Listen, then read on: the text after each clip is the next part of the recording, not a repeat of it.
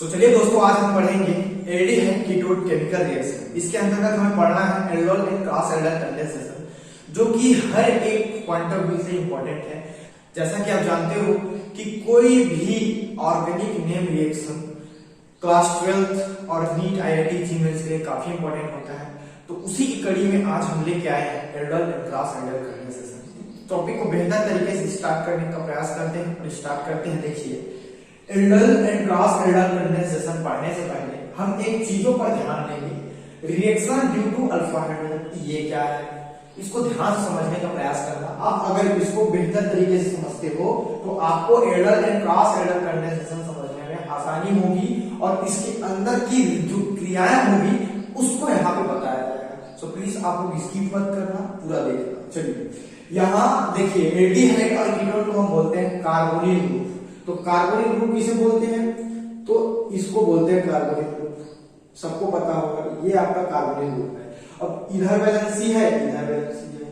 चलिए, इधर वैलेंसी में एक कार्बन जोड़ देता हूं और इस कार्बन से एक हाइड्रोजन जोड़ देता हूं। आप लोग वैलेंसी पूरा करते रहे, इससे कोई फर्क नहीं पड़ता। देखिए, ये कार्बोनिल ग्रुप है और इस कार्बोनिल ग्रुप से जो कार्बन जुड़ा है, इस कार्बन को हम बोलेंगे अल्फा कार्बन। अल्फा कार्बन, ध्यान से समझिएगा, अल्फा कार्बन बोलेंगे।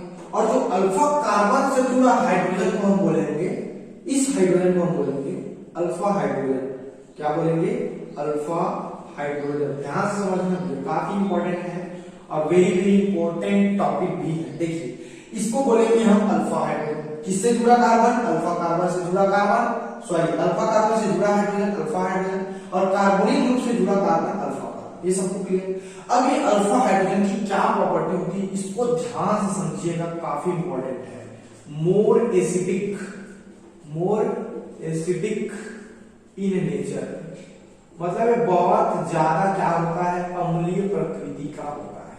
और आप जानते हो, कोई भी एसिड की जो क्षमता होती है, गुण होती है, वो क्या होती है? H+ आयन देना। सबको क्लियर है? अब देखिए, जो एसिड है उसको किसकी आवश्यकता होती है? बेस की। तो जो ये रिएक्शन है, ये रिएक्शन जो है वो एक बेस की प्रेजेंस में होती है। उस बेस का नाम है डाइल्यूटेड सोडियम हाइड्रोक्साइड। अब यह डाइल्यूटेड का मतलब क्या हुआ? डाइल्यूटेड का मतलब ये है कि इसमें बेस भी प्रेजेंस है और वाटर भी प्रेजेंस है। और जो क्षार होता है, NaOH क्या है? बेस है। इसकी प्रॉपर्टी क्या होती है? OH- ion. अब देखिए, ये क्षार हो गया, ये अम्ल हो गया, मतलब ये अम्ल हो गया। ये H+ यहां से निकलेगा, मतलब अम्ल होगा। अब ये दोनों रिएक्शन करेंगे, लेकिन उसके पहले OH- जाएगा हाइड्रोजन के पास और हाइड्रोजन को अपना इलेक्ट्रॉन देगा। अपना इलेक्ट्रॉन हाइड्रोजन को देगा और वाटर मॉलिक्यूल्स में कन्वर्ट हो जाएगी। लेकिन इससे पहले कार्बन जो है इलेक्ट्रॉन को अपनी ओर खींच देगा। किसके? हाइड्रोजन के। तो जैसे ही इलेक्ट्रॉन को अपनी ओर खींचा तो कार्बन पर नेगेटिव चार्ज और ये वाटर मॉलिक्यूल्स बना के निकल जाएगा। ठीक है, तो देखिए अब क्या हुआ, ये कार्बन, ये डबल बॉन्ड ऑक्सीजन हो गया, और इधर देखिए सिंगल बॉन्ड में कार्बन है और ये डबल बॉन्ड पे ये नेगेटिव। ऐसा हो गया यहाँ पे, सबको समझ में आया? अब ध्यान से चेक कीजिएगा। इसके बाद जो होने वाला है काफी इंपॉर्टेंट। इस कंपाउंड को मैं यहाँ पुनः लिखता हूं। देखिए, ये कंपाउंड आप बना दी, ये जो है वो काफी स्टेबल है। स्टेबल मतलब स्थायी है। क्यों स्थायी है सर? क्योंकि इसमें रेजोनेंस है। Due to resonance. अब बात उठती है, प्रश्न उठती है कि रेजोनेंस क्यों है इसमें? तो सिंपल है क्या, देखिए, यहाँ कार्बोनिल ग्रुप जो है वो जुड़ा है कार्बन के साथ, जो कि काफी इलेक्ट्रॉन विड्रॉइंग ग्रुप है, उच्च, हाईली लिख देता हूं मैं क्लियरली, बिकॉज ऑफ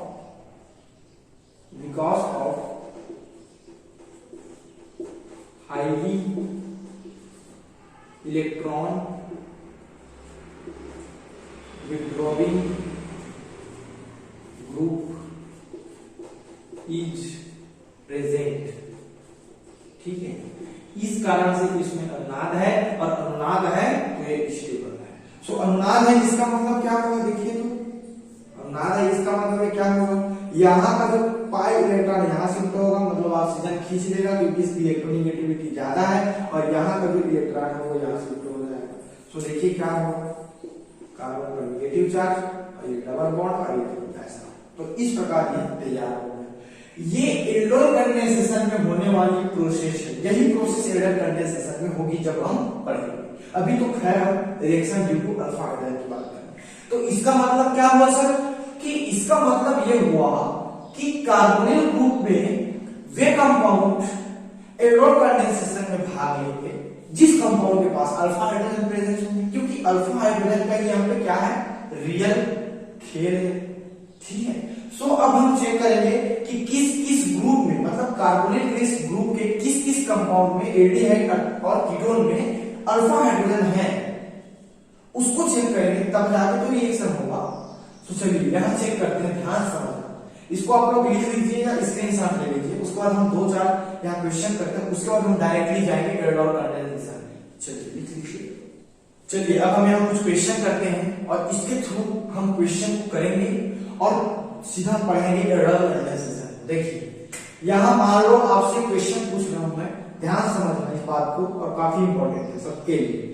मान लो एक कंटेनर में आपका फॉर्मेल्डिहाइड है और इस पर डिल्यूटेड सोडियम हाइड्रोक्साइड पर प्रेजेंस है, तो क्या ये रिएक्शन होगी, क्या इसमें एल्डोल कंडेंसेशन होगी, ये आपको बताओ। कैसे चेक करना है, अगर इसके पास अल्फा हाइड्रोजन होगा तो रिएक्शन होगा, अभी जस्ट देखेंगे। अगर अल्फा हाइड्रोजन नहीं होगा तो नहीं होगा। क्यों, जब भैया अल्फा हाइड्रोजन नहीं होगा तो H+ कहां से निकलेगा, और H+ नहीं निकलेगा तो बेस किससे रिएक्शन करेगी, ये प्रश्न होता है ना। तो चलिए इस पर चेक करते हैं कि अल्फा हाइड्रोजन है कि नहीं। देखिए सबसे पहले फॉर्मेल्डिहाइड को आप स्ट्रक्चर फार्मूला में लिखने का कोशिश कीजिए, ये लीजिए। और जैसा कि हमने आपको बताया है कि C double bond O carbonyl group होता है, तो ये कार्बोनिल ग्रुप हो गया आपका। अब कार्बोनिल ग्रुप से जुड़ा कार्बन अल्फा कार्बन होता है और अल्फा कार्बन से जुड़ा हाइड्रोजन अल्फा हाइड्रोजन, परंतु यहाँ देखने पर हमें मिलता है कि कार्बोनिल ग्रुप से डायरेक्टली अटैच है हाइड्रोजन और यहाँ पर कार्बन अटैच नहीं है, इसलिए यहाँ पर अल्फा कार्बन भी नहीं है और अल्फा हाइड्रोजन भी नहीं है। सो इसलिए ये जो रिएक्शन है, इसलिए ये जो रिएक्शन है वो क्या होगी, नहीं होगी। सबको समझ आया, मतलब एल्डोल कंडेंसेशन फॉर्मेल्डिहाइड में नहीं होगा, ये सबको समझ आया। चलिए आपके सामने मैं दूसरा क्वेश्चन रखता हूं। देखिए मान लो एक कंटेनर में फॉर्मेट एसिडेल्डिहाइड है, मान लो एक कंटेनर में एसिडेल्डिहाइड है और ये जो रिएक्शन है वो डिल्यूटेड सोडियम हाइड्रोक्साइड के प्रेजेंस में हो रही है, तो क्या ये रिएक्शन होगा या नहीं, ये आपको चेक करनी है। क्या इस पर एल्डोल कंडेंसेशन होगी या नहीं, चलिए चेक करते हैं। देखिए आप इसको स्ट्रक्चर फार्मूला के फॉर्म में लिखोगे तो ऐसा लिख सकते हैं। चलिए इसको अच्छे से लिखता हूं मैं, सुंदर। देखिए ऐसा लिख सकता हूं, ये CH3 को ऐसा फैला लिख सकता हूं। अब देखिए कार्बोनिल ग्रुप हो गया, कार्बोनिल ग्रुप से जुड़ा कार्बन अल्फा कार्बन और अल्फा कार्बन से जुड़ा हाइड्रोजन अल्फा हाइड्रोजन, यहाँ तो 3 अल्फा हाइड्रोजन है, तो आप कहीं से भी अल्फा हाइड्रोजन निकाल सकते हो। अल्फा हाइड्रोजन निकलेगा, H+ निकलेगा, तो ये रिएक्शन जो होगी वो होगी एल्डोल कंडेंसेशन। मतलब इस कंपाउंड में एल्डोल कंडेंसेशन संभव है।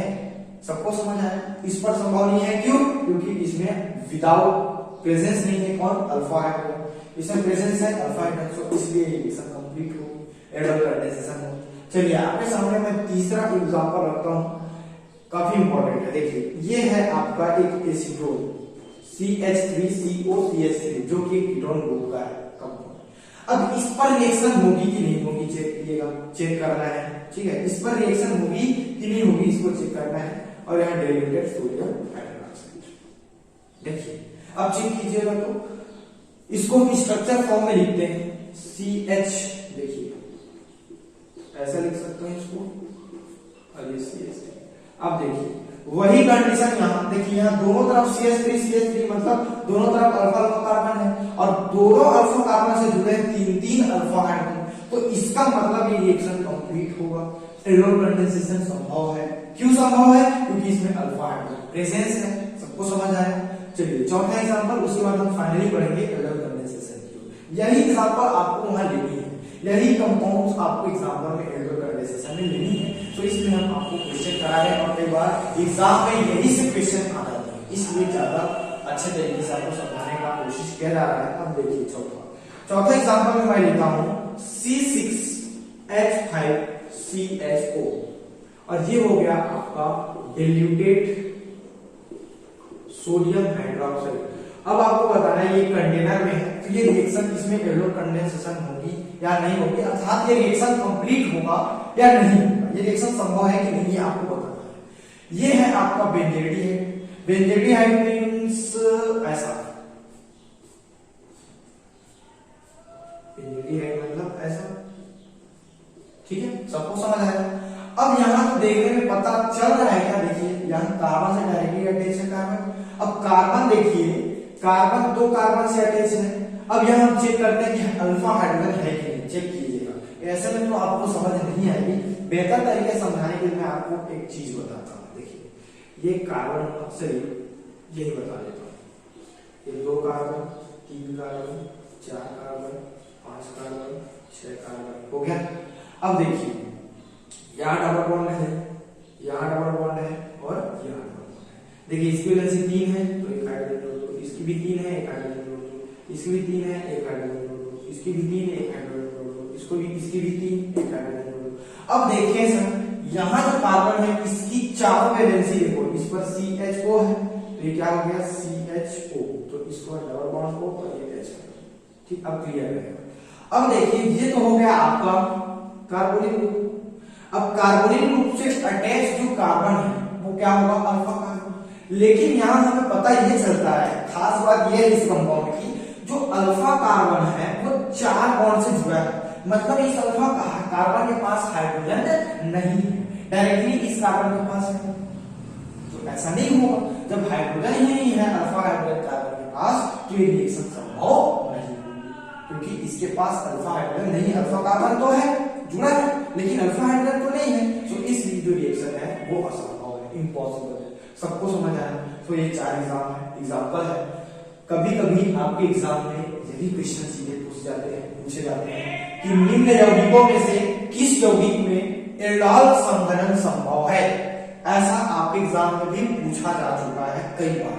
सो आपको इसलिए ये चीज कराई जा रही है।